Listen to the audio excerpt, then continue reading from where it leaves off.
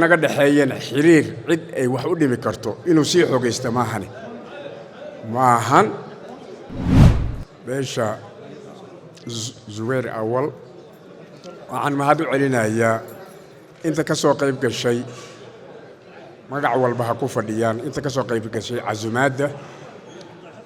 hadal badan oran maayo waa lagu daalay odayaasha xogaa bay joogeen waxaan leeyahay waxaaba xisaab rabtaba Suldaan sidii aan ku bixi lahaa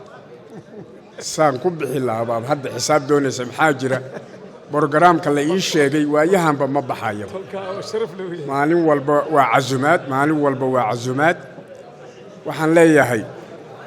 أنا جو سيفي عم بعدين قرنا يا وحماش كموجسين لو عوي وحن السنة هاي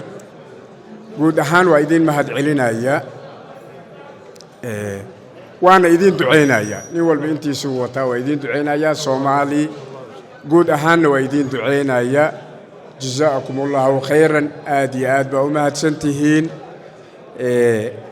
تاريخ ذا إن لقد حيسا إيو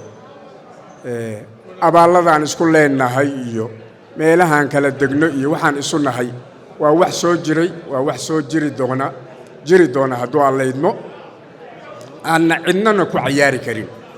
حوغا وحس كسورو ذا قلادات يرير إنا يدح قلان وحوي